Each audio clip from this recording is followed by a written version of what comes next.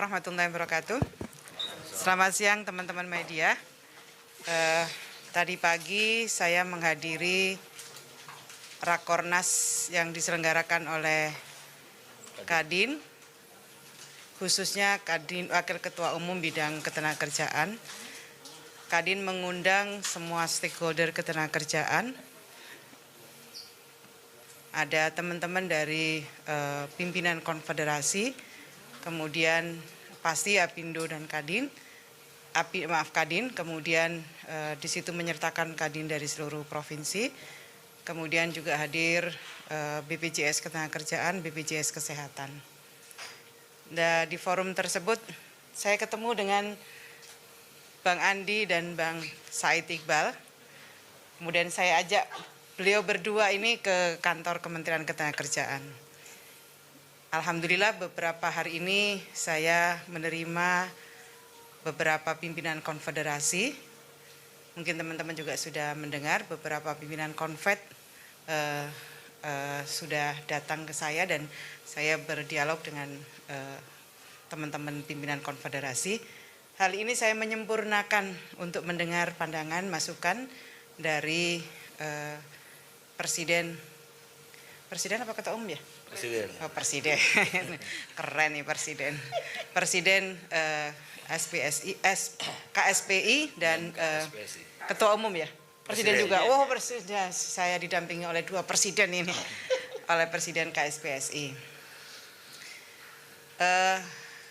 Kami bicara banyak hal, berdialog panjang kali lebar ya. Tentang bagaimana kondisi ketenagakerjaan. Saya senang sekali lagi ini menyempurnakan pandangan-pandangan, masukan-masukan dari pimpinan konfederasi yang lain. Nanti setelah ini juga hadir pimpinan Kasar Bumusi. Jam berapa? Jam 1 juga akan. Tapi teman-teman media masih ada nggak nanti? Pimpinan Kasar Bumusi. Pandangan-pandangan kami dengar terutama terkait dengan pengaturan tentang jaminan hari tua. Tentang jaminan hari tua saya kira teman-teman sudah mendengarkan dari berbagai narasumber di internal Kementerian Ketenagakerjaan maupun dari saya sendiri. Sejak saya mendapatkan arahan dari Bapak Presiden, beliau meminta kepada saya untuk merevisi Permenaker nomor 2 tahun 2022 dan mengembalikan ketentuan sebagaimana Permenaker nomor 19 tahun 2015. Nah, sejak perintah itu kami dapatkan dari Bapak Presiden, kami melakukan dialog dengan stakeholder. Kami melakukan serap aspirasi dengan stakeholder, termasuk juga hari ini. Dan pada tanggal Maret kemarin dari minggu yang lalu ya, pokok-pokok pikiran tentang perubahan Permenaker nomor 2 tahun 2022 juga sudah disampaikan pada rapat LKS Tripartit Nasional. Prosesnya seperti apa? Prosesnya saya ingin menyampaikan bahwa proses revisi Permenaker nomor 2 tahun 2022 mengikuti proses pembentukan peraturan perundang-undangan. Diawali dengan serap aspirasi, kemudian kami melakukan koordinasi antar kementerian dan lembaga. Sudah kami lakukan beberapa waktu yang lalu. Setelah itu terumuskan dalam pokok-pokok pikiran. Kami laporkan lagi, kami konsolidasikan lagi dengan kementerian dan lembaga yang lain. Setelah itu ada proses harmonisasi. Jadi sebenarnya prosesnya sama seperti proses pembentukan peraturan perundang-undangan yang lain. Nah, selama proses ini berjalan, sebenarnya peraturan yang lama, Permenaker nomor 19 tahun 2015 masih tetap berlaku. Isi dari revisi Permenaker nomor 2 tahun 2022 ini adalah mengembalikan sebagaimana ketentuan Permenaker 19 tahun 2015 ditambahi dengan kemudahan secara administratif pengurusan jaminan hari tua. Intinya peraturan ini menyempurnakan bagi teman-teman pekerja atau buruh dalam melakukan klaim program jaminan hari tua. Terima kasih sekali Pak Bang Said Iqbal dan Bang Andi Gani atas kedatangannya. Saya senang bisa berdialog terus dan kita akan terus bangun dialog untuk membangun kondusivitas hubungan industrial. Terima kasih. Ada yang mau disampaikan, Bang?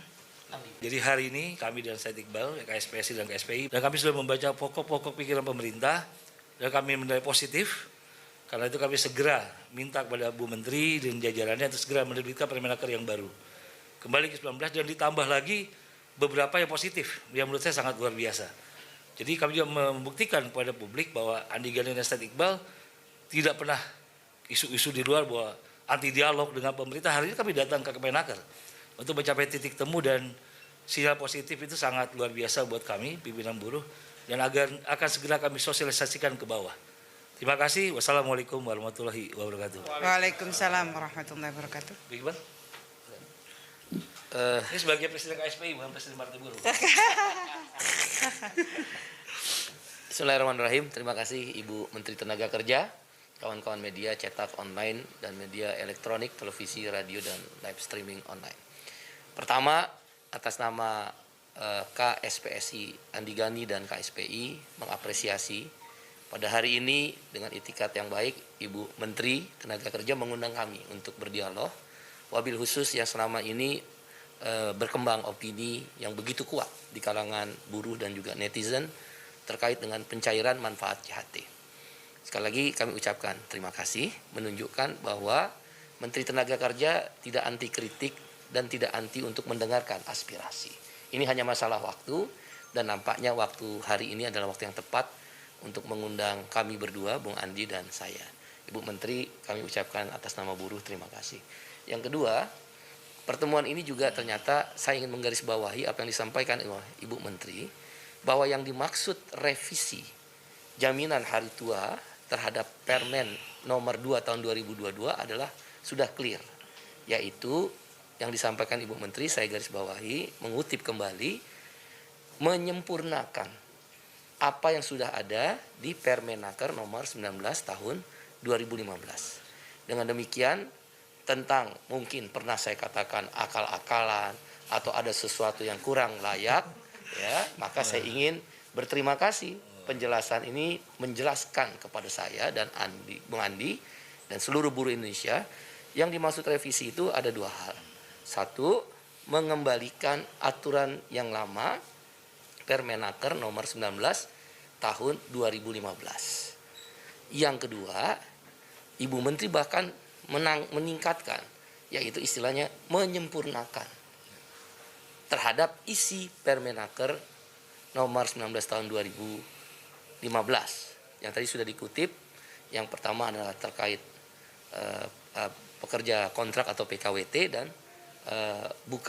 pekerja bukan penerima upah. Itu pun di cover dalam aturan Permenaker yang nanti akan dibuat. Dengan demikian, istilah revisi adalah istilah menyempurnakan dan sudah clear bagi kami serikat buruh, justru ada peningkatan kebaikan.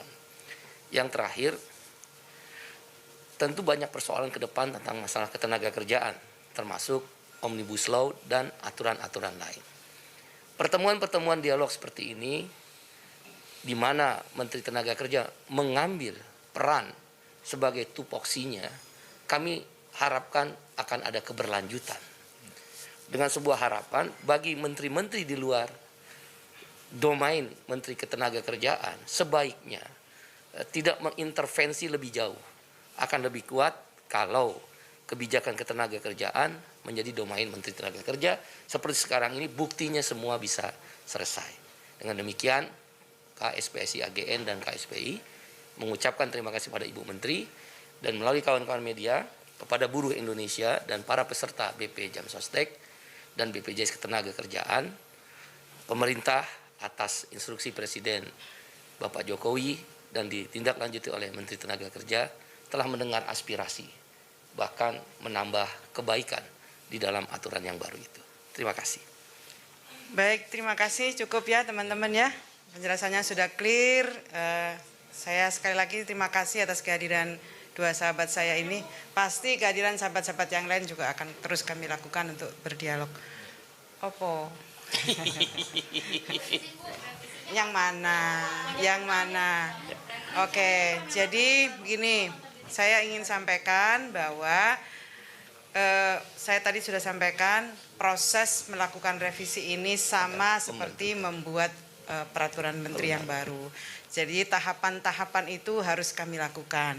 Tadi sudah saya sampaikan serap aspirasi sudah dilakukan, kemudian di Tripnas sudah kita lakukan, tinggal berikutnya kita akan sampaikan draft ini kepada DPR, saya sampaikan secara tertulis, kemudian proses harmonisasi.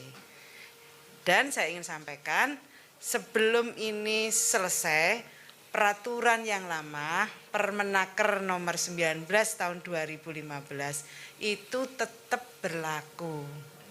Jadi kalau teman-teman misalnya ada, naudzubillah min dzalik, tidak ingin ada yang mengalami PHK atau mengundurkan diri, kemudian ingin mencairkan, melakukan klaim JHT, maka ya tetap bisa sebagaimana Permenaker nomor 19 tahun 2015.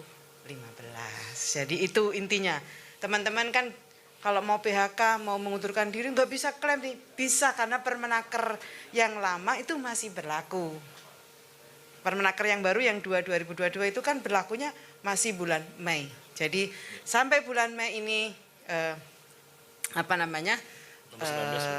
masih berlaku nomor 19 dan proses sudah kita lalui. Saya berharap prosesnya, harmonisasinya juga berjalan dengan cepat sebelum berakhirnya batas waktu berlakunya Permenaker 22 2002 itu berlaku. Ini diharapkan sudah selesai. Semakin cepat semakin baik. Oke. Ya. Tadi sudah saya katakan ya, sampai hari ini pun masih berlaku Permenaker 19 2015. Iya. Jadi gini, saya mau jelaskan ya. Permenaker 2 2022 itu akan berlaku sampai kan anunya ya, berlaku Mei 2022. 4 Mei 2022. Nah, sampai Mei ini pakai aturan mana? Pakai aturan Permenaker 19 tahun 2015. Yang JHT itu ketika teman-teman mengalami PHK atau mengundurkan diri, maka dia juga bisa klaim langsung tanpa menunggu usia 56 tahun. Clear nggak ini?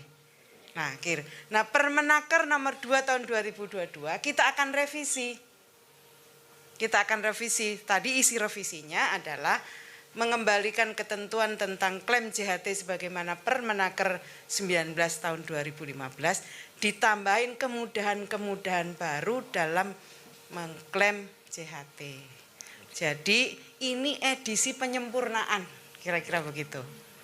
Clear ya? Oke.